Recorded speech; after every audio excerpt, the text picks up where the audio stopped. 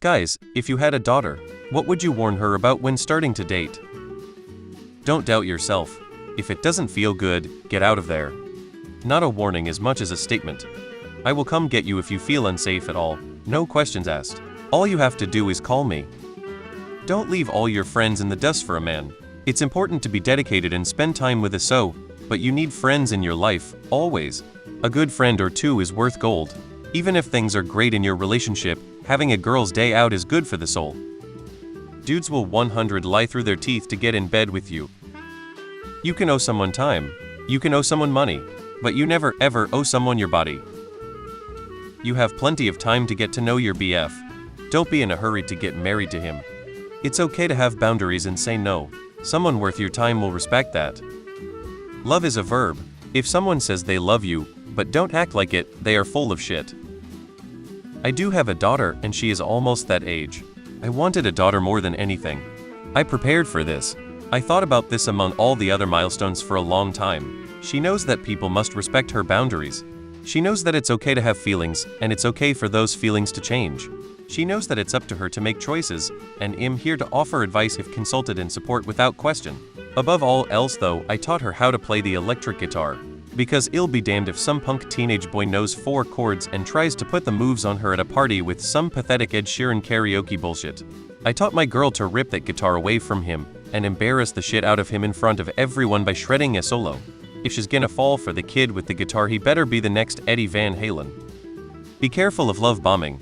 Guys who show tons of love and affection at first, then the mask slips and their true colors show through. But you ignore it. Eventually the highs and lows get more dramatic. But it's a slow change and easy to ignore. Some people get addicted to the rush without realizing it. The second a partner treats you with no respect should be a huge red flag. If they can't have a rational discussion about what happened and why it was wrong or continue doing it after making up, run. The longer it goes on, the harder it is to leave. Boys will give love to get sex. Don't give sex to get love. Men who have to repeatedly say they are nice guys are normally not that nice at all. They tend to be the worst. It's not a race to lose your virginity.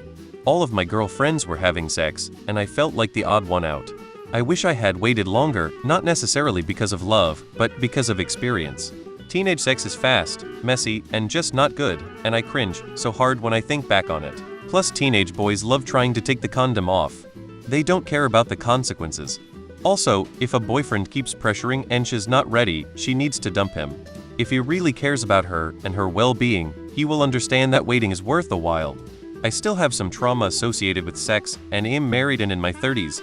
It sucks. The relationships you have when you're young are practice for the types of relationships you'll have when you're older. It's important to find honest, respectful, and communicative partners even as a teenager, so that you will know how to attract and function with them as an adult. The biggest decision that any of us ever make in our lives is who we have a child with. It's the one thing that can't be undone. You can get married, you can get divorced. You can buy a house, mortgage, you can sell the house. But you can't undo the parent of your child. You are locked into that person for life. Trust your gut and don't be afraid to be rude. Nefarious people will try to take advantage of your politeness. I have a daughter. Not dating yet, but that is what I plan on telling her. Not a guy, but please hear me out. Give your daughter the rundown on the games and schemes people play on people. Help her recognize red flags and unhealthy behavior. Teach her to fight and protect herself from the men who can't take no for an answer. Your partner can be the difference between life and death. Don't choose hastily. I do warn her about men who are looking to be mothered, and about straight-up controlling psychopaths who claim they can treat a woman right but beat her senseless and control her every move. I do tell her that she needs to tell someone where she's going, who she's going with, and when she should be back. Even if it's not me, someone needs to know. I do also make sure she knows that I don't care what the circumstances, or I will come get her the second she feels unsafe and needs me, and that I have no problem with her using me as an excuse to get out of a bad situation. I do also want her to know that if any of her friends end up in a sketchy situation and they need help, I'll be there if they want me.